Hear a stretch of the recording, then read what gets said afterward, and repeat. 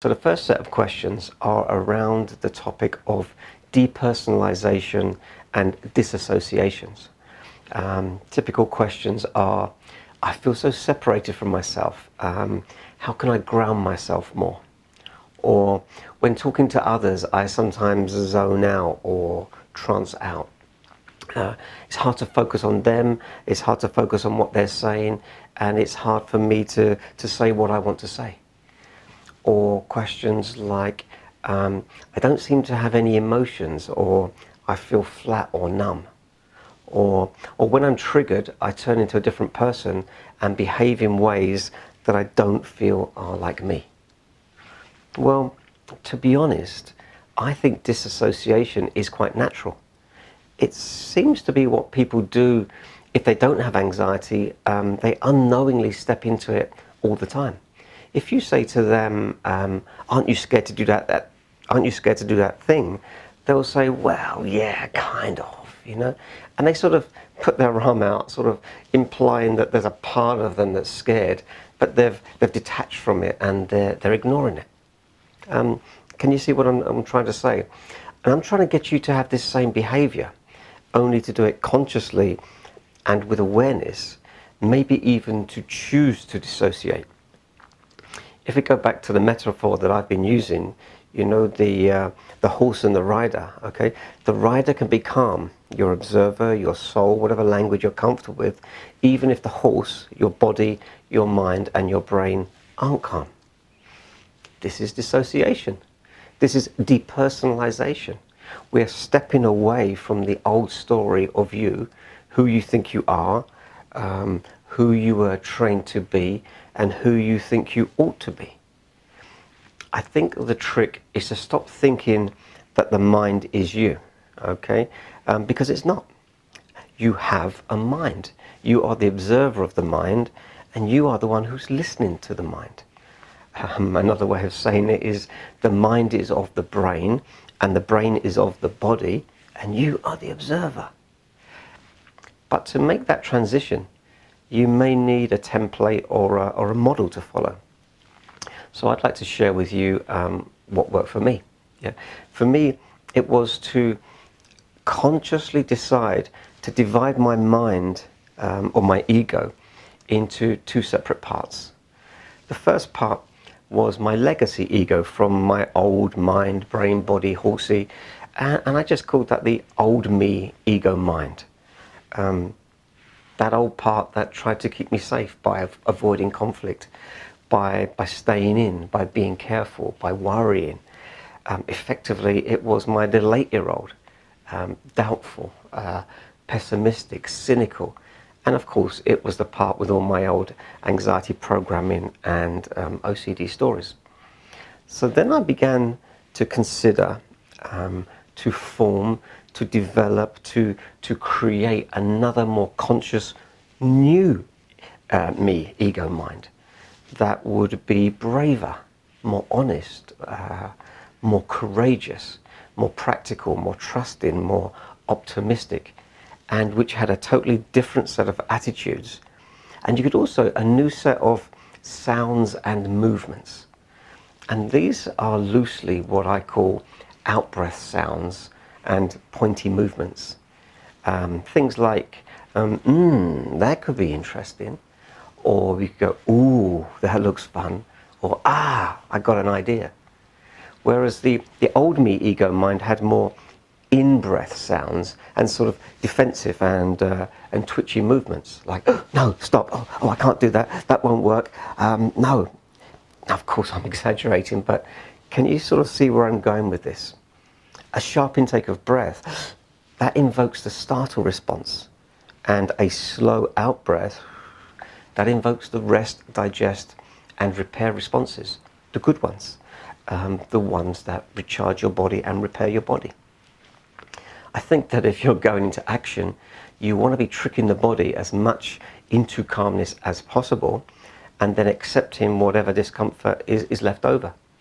To me, the out breath is the breath of courage. You know, charge, or stop, or yeah, we could do that. Okay, so we're learning to develop a temporary bridging ego.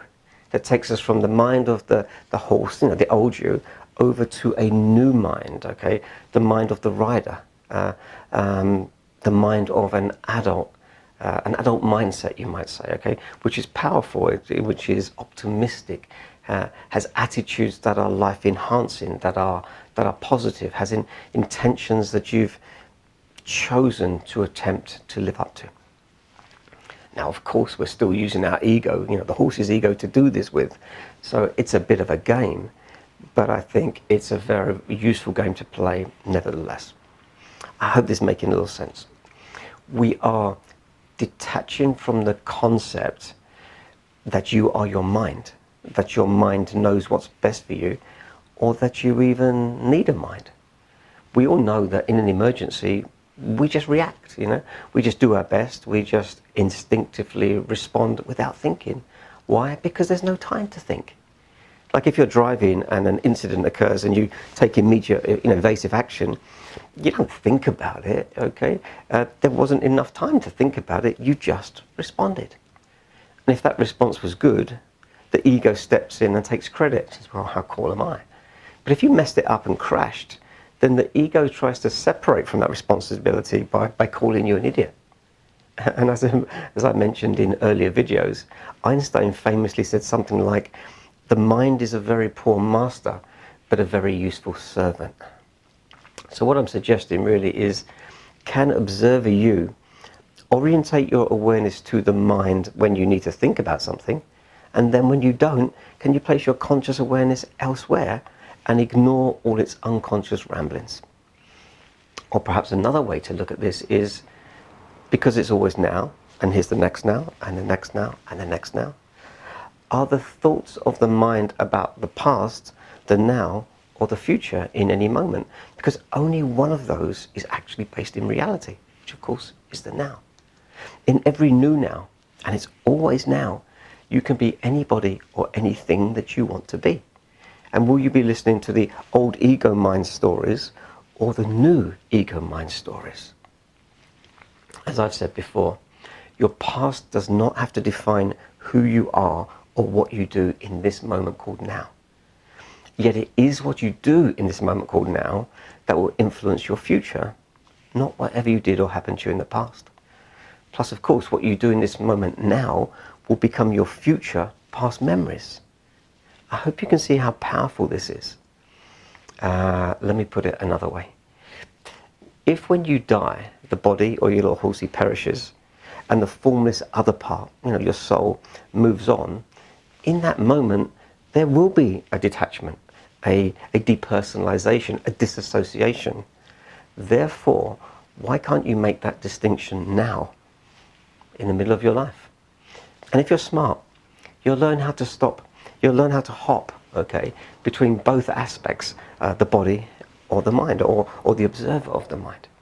If you're having sex, you might want to have your awareness inhabiting the body to get the maximum pleasurable experience.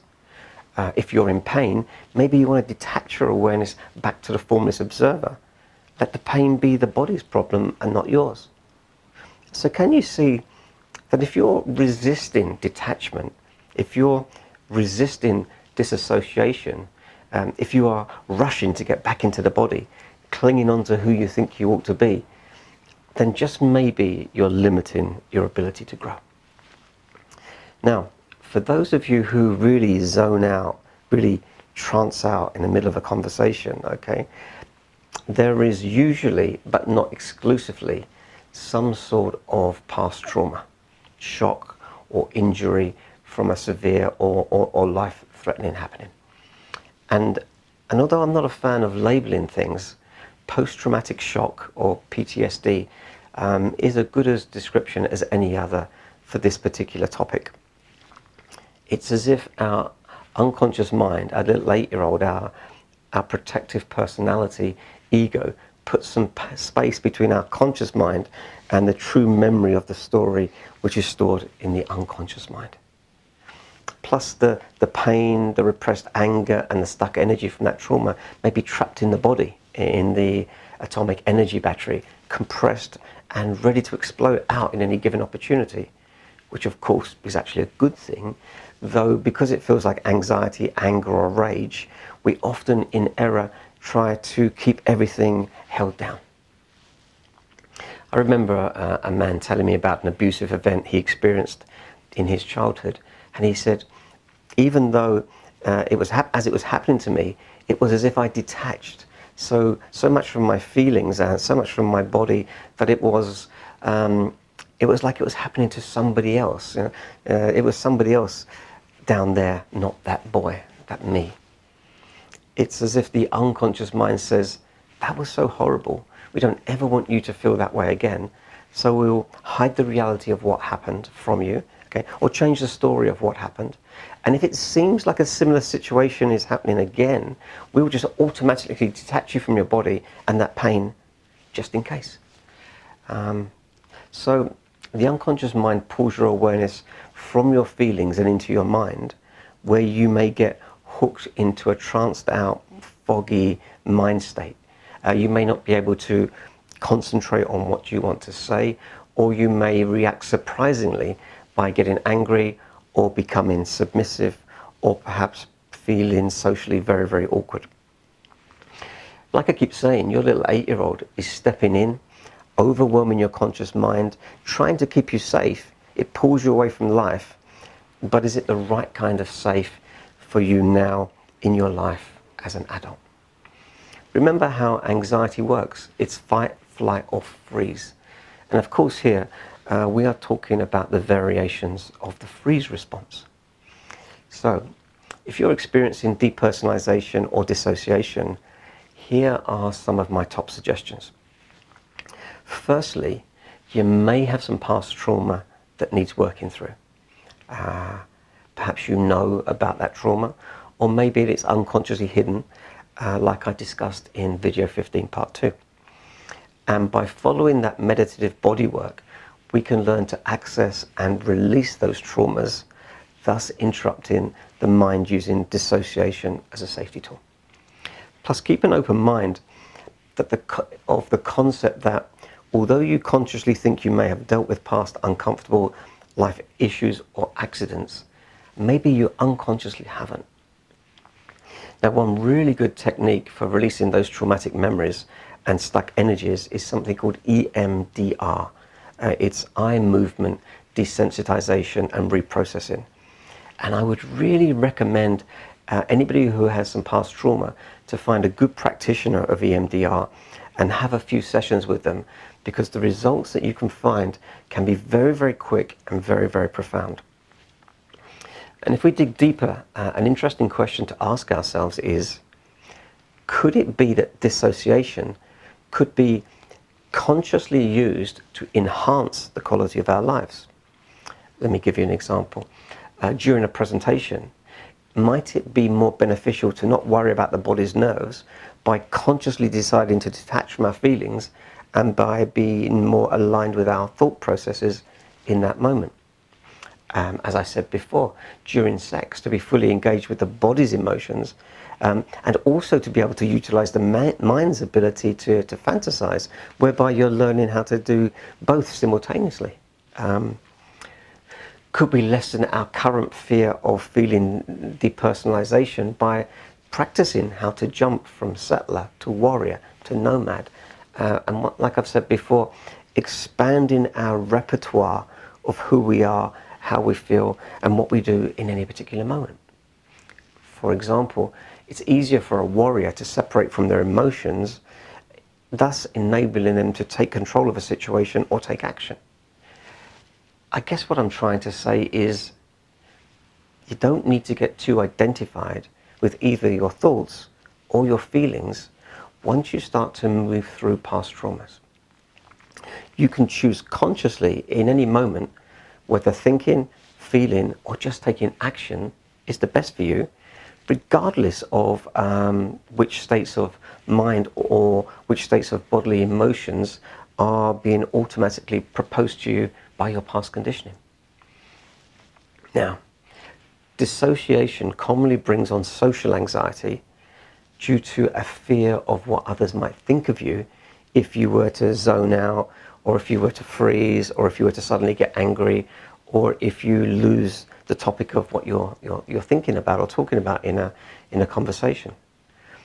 So the secret to embracing and then overcoming social anxiety is obviously to stop caring what people think about you, which, if you haven't discovered already, is a very large part of what I'm teaching in this course. Plus, of course, you'll never really know what they think about you anyway. What's important is what you think about yourself. Now, to do this, two strategies spring to mind. Firstly, if after your settler, your next most dominant character is your nomad, then use social encounters as a time to be more playful. For example, if you zone out, don't say anything, okay? Just wait to see how long they wait for you to respond, or how long they keep talking even though you're just staring over their shoulder in some kind of trance, okay? If you forget a word, okay, let them try and fill in that word for you. And as they keep guessing, just keep saying, no, that's not it. No, that's not it. Until eventually you both start laughing. Anxiety and OCD, they tend to make people quite serious. So becoming more playful is a very, very powerful tool for growth. Another way of looking at that in a different way is, if your warrior is more available to you than your nomad, simply own the situation. Just be honest, okay? Say, listen, my mind's been a bit foggy because I've been a bit overworked. If I zone out, just give me a nudge, and bear with me if I lose my train of thought. Just keep reminding me of what I'm talking about. And there it is. It's out there. Nothing you need to fear or to hide from. And if they're a good person, they'll understand. And if they're not, well, then it really doesn't matter. Either way, those with social anxiety, they forget that it's being with others that is the human need, not to be the best speaker or the funniest person in the group. Just being part of the group, even if it's silently, and even if it's on the periphery, these are the needs that we have of connection. So, this course is about becoming a new person who thinks and acts in new ways. Therefore, let's drop the label social anxiety and find new words that describe who you wish to become. And remember, you're a complex person, and due to that complexity, you can be contradictory. You can be different people, the warrior, the nomad, or the settler. You can jump around. It may feel contradictory to you, but if you're only doing one at a time, it's not contradictory. Like I've said before, I'm an extrovert sometimes, and an introvert at other times. Perhaps you could say I'm an introverted extrovert. Large groups of people exhaust me very quickly, so I manage my energy. I'm happy to jump around from settler to nomad to warrior, to suit who I'm with, to suit what outcomes I'm looking for, okay, and to suit how much energy I have in any particular moment. I can choose to be a listener or a talker. I can choose to decide whether in that moment I am giving out my energy or protecting my energy. So don't necessarily see dissociation as a bad thing. In fact, as the rider of the horse, you are dissociated. Yeah? You can be calm even if the body is scared. You can take action even if the body doesn't want to. You can still smile and be present even though the OCD mind has stalled or is just buffering. So much of anxiety and OCD is the addiction to monitoring feelings and thoughts. And by doing so, we seem to miss out on the chance to experience life as it is in that moment. Now, I'd like to finish this question with a suggestion and a perspective. Try to become the person who volunteers first, who offers their services without thinking, or who goes first in any situation. Because this will force you to behave in new ways where you have to think on your feet, you have to accept what is, you will be out of control, and temporarily you will be the center of attention. You know?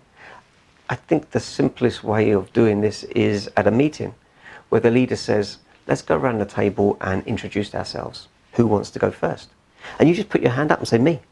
And then you just get it over and done with, okay? And see what comes out if you don't have time to plan.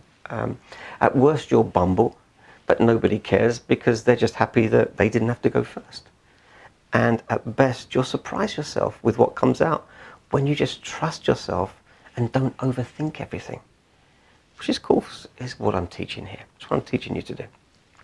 And if you go first, then you can just sit back and enjoy everybody else's discomfort as they worry about what to say and what people will think. And, oh my God, she just said what I was about to say, blah, blah, blah, blah, blah.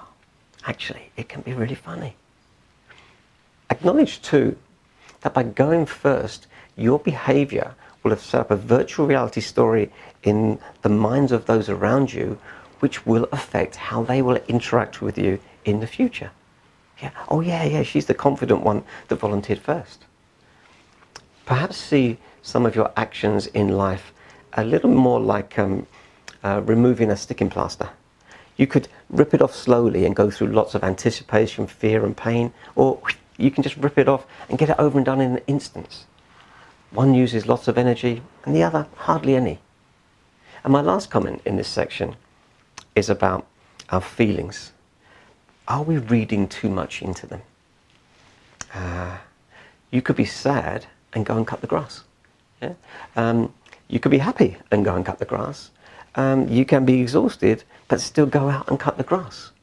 Or you could sit around waiting until the feeling in your body tells you that it's okay to go and cut the grass, and the story in your mind is in alignment with it. Now this is a trap. It's the procrastination trap, and it's the OCD trap. Right? And what we're doing is we're breaking those loops via exposure therapy, exposing ourselves to new behaviors regardless of how we feel about it, and regardless of how it makes us feel, and regardless of the stories in our minds about it. I think that your intentions should transcend your thoughts or feelings. And this is how we move forward in life as a new, calmer person. And calmness is a funny thing, because as you begin to experience more calmness, it is in fact the best environment for your trapped trauma to come up and to escape from. Okay? Like when you burst out crying after a massage, or your body starts shaking and twitching in the relaxation section at the end of a yoga session. So you lay down on bed to relax, okay, and if you start getting anxious, it might not be anxiety. It could be the wonderful release of your stuck energy. And if so, just sag back, accept it, yeah? Lean into it, breathe through it, don't resist it. Stay out of all the stories, keep your attention on the emotions, and just let them move through you. A former client called me once in a bit of a flap, and he said, John, I've been really freaking out. I've been getting better and better, but what's happening now is my brain keeps turning off, okay, and just not working, and my body has no feelings, and it's really, really scary. And I said, yeah, I know. This is called calmness. And he just burst out laughing, okay? He was 34 years old, and that was the first time he'd ever experienced calmness since he was about 7 years old. He'd forgotten what it was like, okay? It was a foreign emotion, okay? And it was one that he had to become readjusted to. He'd always been bouncing between distracting himself from his anxiety and checking himself to see how he felt about everything. And that's an exhausting loop to reside with him. Now, these are crazy times, okay? And it's almost as if everybody and everything are competing to catch our attention, to scare us into doing this or that, and trying to leech every last drop of energy out of us. But when you step back, when you detach, when you dissociate, when you breathe out, okay, it can be all right on the inside, okay? It can feel like nothing, and I think that's okay. And from this point of no feeling, which uses no energy, you can go to happiness or you can go to fear. And remember, fear isn't necessarily a bad thing. Fear could be exciting, life-changing, exhilarating. Some people like being scared, you know, films, roller coasters, thrills.